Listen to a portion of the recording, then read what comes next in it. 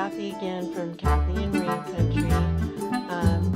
I just received another box of eggs today. This was a Barnyard mix, and I don't know about you, but I really enjoy surprises, and with a Barnyard mix, you never know what you're going to get.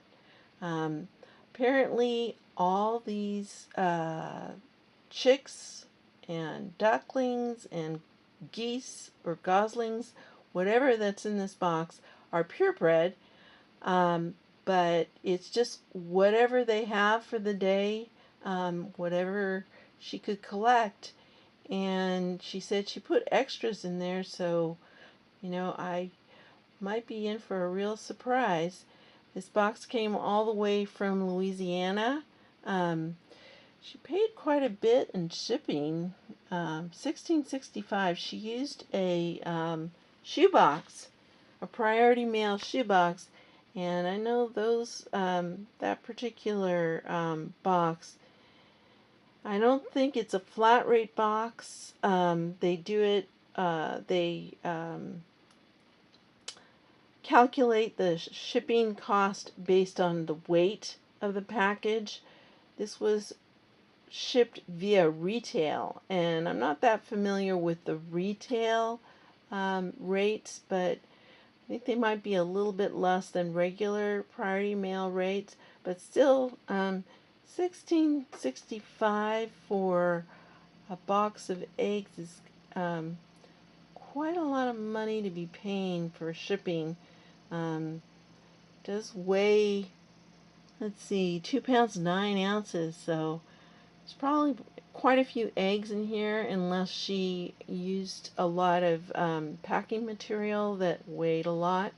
But anyway, I have my box cutter here. It's actually similar to an X-Acto blade, but this is the tool that I use to open up my boxes that I feel causes the least amount of disruption to the eggs. You just slit the tape or whatever open, no muss, no fuss. I don't use a knife or anything like that. I just use this. But anyway, I'm gonna use both my hands to open the box, so I'm gonna turn off the camera and then I'll be back in a few. Okay, I got the box open. Wow, there really were a lot of eggs in here. There's 17 eggs. Look at this big pile of eggs. It's going to take me a while to unwrap all of these eggs because they're each wrapped individually in bubble wrap. And inside the box, there was a whole lot of shredded material, shredded paper. Looks like she shreds her mail or old paperwork or whatever. So this is a really good idea. I hadn't thought of using that before to pack things, but it's free and it's organic material that you can, it breathes. So it's not bad for the eggs. I don't like using a lot of plastic when I'm packing the eggs, so this is a really good idea. As you can see, I'm looking in this bag. There was a ton of it, so I'm gonna put it all in my recycling container because I have limited space here, and usually I try to keep like my packing peanuts and that sort of thing, but now that I know that I can use my paper from my shredder, I'm going to go ahead and, empty my shredder the next time I have a box to pack. But anyway, using the shoebox, the Priority Mail shoebox, I don't know if it's such a hot idea because you should only open, well, just to warn you, you should really only open one end of the shoebox as opposed to both ends, which I did, because you want to just be able to reach in there and pull the eggs out without worrying about them falling out on the floor or wherever. I had it up on this chair, so hopefully, they weren't going to roll out onto the floor. But anyway, this is a long, pretty narrow box. It costs quite a bit to ship this way. If I was doing it, I think I probably would have used the large flat rate box. I think it's around the same price to ship.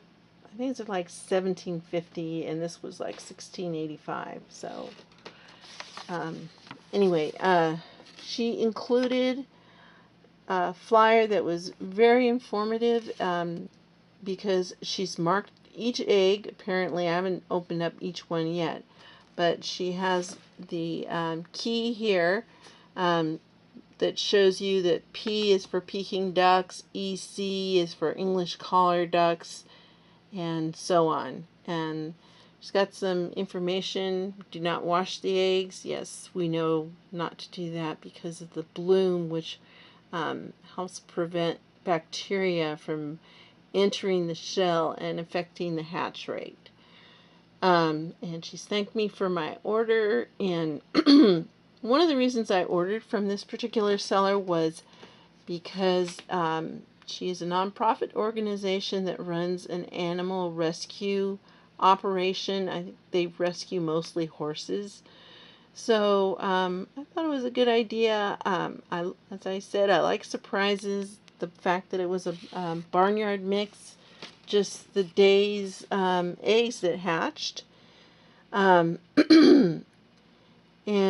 I'm, supporting a nonprofit organization at the same time.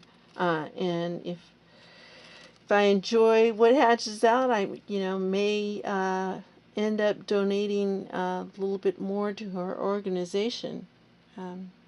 Anyway, I think that she packed this package carefully, and she was nice enough to include instructions and this key, and she marked all the eggs, and she followed up with an email asking me if I had received the eggs.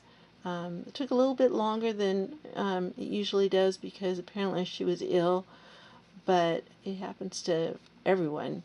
So, and I told her I was in no big hurry to get the eggs. So I'm going to go ahead and unwrap each one of these eggs and let you know what I got.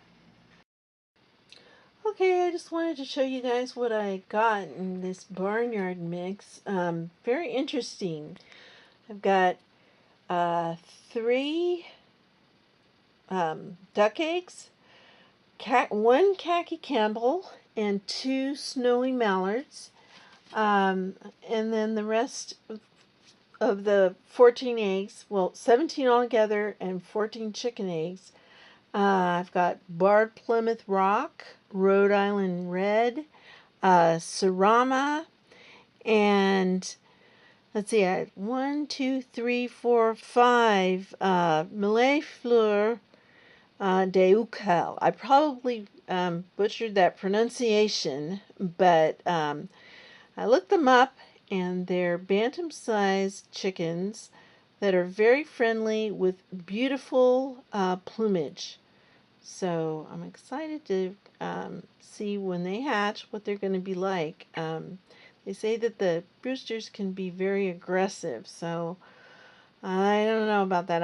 I really don't want roosters, so if I did hatch any, I was going to rehome them via Craigslist. Also, there's a place locally where you can donate them, and they use them to feed injured wildlife, like birds of prey, snakes, that sort of thing. It's not for the faint of heart. I've never been able to do that. I don't really like reptiles, but I know they have to eat, and sometimes you really can't find homes for the roosters, and I do not like to cull them. I know a lot of people don't have a problem with culling their quail and poultry, whatever, ducklings. I just can't bring myself to do it. And I do have a special needs quail. And I keep thinking that I'm going to open up the door to the little enclosure and the little quail will be gone. But it continues to live on and may outlive most of the other quail. It's in its own separate little cage, and it seems to be, doing fine. I bathe it every so often because it does have a hard time keeping off the floor of the cage and gets kind of dirty. But I don't know what they have described, the way that most people cull baby quail. I can't imagine doing it. They take a pair of scissors and cut their heads off. I'm sorry. I just can't imagine doing something like that. I know that I have had to have a horse put down. I did not do it. The vet did it with an injection, and I did not watch. I could not watch, and I couldn't own a horse for 3 years after that. It was so hard on me. It was the saddest thing I think I've ever had to go through. It broke its leg. It was kind of a freak accident. And when I got there, the vet was already there, and I said goodbye. I gave him a handful of feed. He ate the feed. He didn't seem to be in that much pain, but he obviously, could not live out his life with this leg that was broken. It was pretty bloody. But she put him down, and the stable owners took care of the body. I guess they have people pick up the body and they render it they recycle the corpse. I can't even talk about it right now. But anyway, it was quite an ordeal for me. So you can imagine I feel the same way about my poultry. I did not raise them to eat. And I have no problem with people that do that.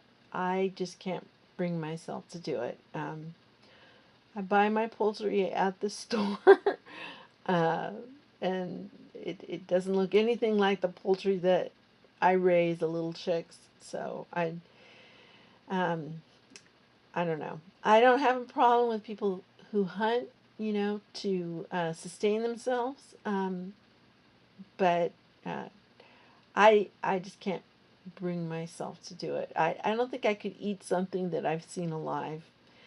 You may say that I'm a wimp, but I'm sorry, I just can't do it. Anyway, changing the subject, I was really happy with this package that I got from this nonprofit organization that rescues animals, in particular horses, that I guess their owners are no longer able to care for them, or maybe it's a rescue situation. They're too old to be ridden, that sort of thing. Senior horses. So I will contact this woman and see if there's some way I can help out. Considering I think she took a hit on the postage. She paid quite a bit for the postage, and I actually won the auction for not very much money at all. I felt kind of bad about it. But as I mentioned earlier, I love surprises, and that's why sometimes I kind of cave to the Barnyard mix just to see what I get. And I'm going to have to do some moving around to accommodate the 3 duck eggs that I received. I'm not sure if I'm going to incubate them because I may not be able to move things around, and I'm not sure if I can do that just for 3 eggs. But if I can, I'm kind of excited to see what I get. I've never raised khaki Campbells before. or the snowy mallard. I have some ducks now. I have 4 Anconas, a Muscovy duck, and 2 call ducks that I kind of rescued. They were injured ducks. A man who owns a nearby farm gave them to me to rehabilitate, and they had been attacked by a weasel, and now they're doing fine. They're very noisy though.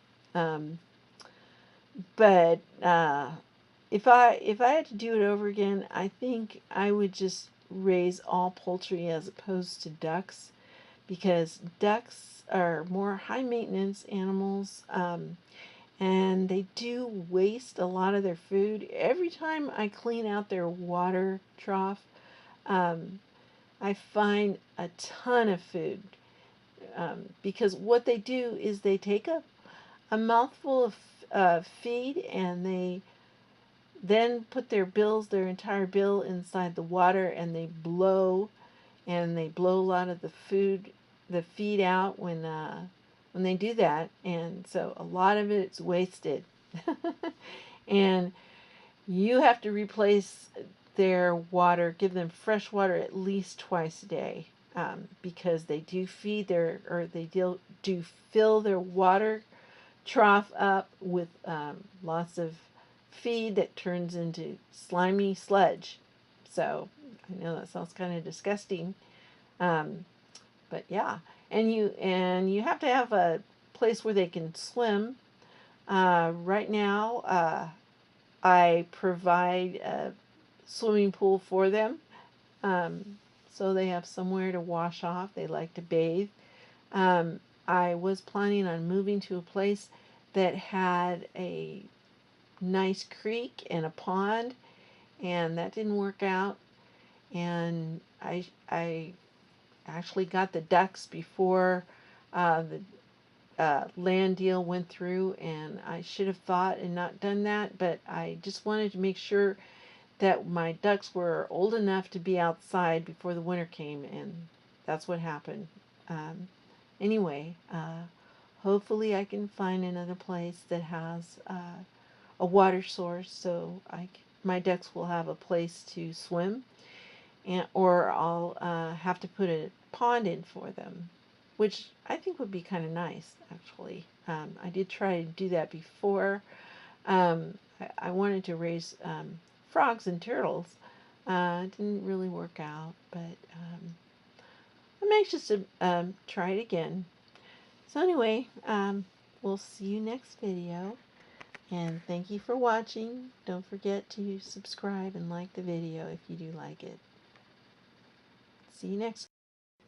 Okay, everybody, just wanted to show you the inside of my plastic incubator. I'm going to try and do this really fast because I don't want to leave the top open for very long. As you can see, I have my Japanese bantam eggs in here. I have 7 of them. And I am about to add my Serama eggs that I've let settle for 24 hours. So I have 18 Serama eggs, and I'm going to go ahead and put them in here, and I'm not going to connect the egg turner right away. You do have the wires here that you connect, and the egg turner will start. I like to leave them inside the incubator for a couple of days before turning on the egg turner. It just gives them a little bit more time to settle. So I'm going to conclude this and then put my eggs in, and I'll be... Okay, I'm back. I just added my 18 Serama eggs to my plastic incubator. And while I did that, I had the incubator turned off. You should never leave the incubator on as you're opening the top and adding the eggs, because it causes the fan to run harder than it should. And this, I've read, will make your incubator wear out quicker, or the fan in the incubator wear out quicker. So make sure Everything's turned off before you take the top off. And then once you have all your eggs in and you put the top back on, turn the switch on, and then it will actually quite quickly come back up to the right temperature. These incubators have pretty complicated instructions for calibrating and setting the maximum temperature, and you can set the alarms to let you know if the temperature goes too low, or if the humidity goes too low, or the temperature goes too high. But anyway, I found that the instructions are quite complicated, and my manual got wet, and I had to download the instruction manual again. But there is a site where you can get the instruction manual. It's called Sustainable Me. I don't know if he has a YouTube channel, but he also has a blog, and that's where you can download the instruction manual. And if it's possible, if he doesn't mind me doing this, I will include the link in the description of this video. So as you can see, the temperature is rising quite rapidly. It's kind of, yeah, here we go. It's going up, and the humidity is also rising. Once I put the top back on, it should stabilize pretty quickly, and then I won't have to open it up again unless the humidity goes down and I need to add some more water, which doesn't, with this, I have to admit, with this incubator, that doesn't happen very often, that I have to add more water before lockdown.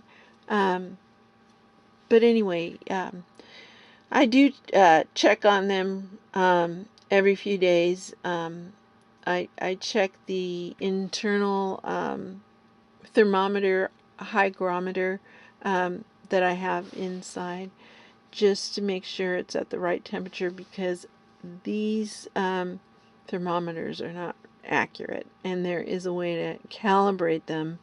But I kind of keep in mind that if it says 36 here, it's probably going to say 38 inside.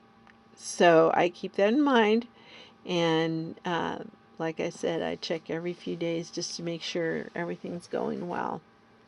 And that I do candle the eggs on the 7th day, and I really don't candle them unless they're late. I don't candle them after that. I know you're supposed to, but I feel like the less handling, the better. And another thing, you do want to take the egg turner out at lockdown.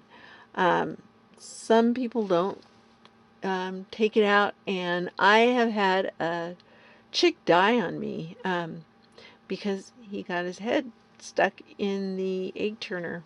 And then I had another one that was stuck underneath the egg turner, and he's doing fine now. He's actually out there in their little enclosure.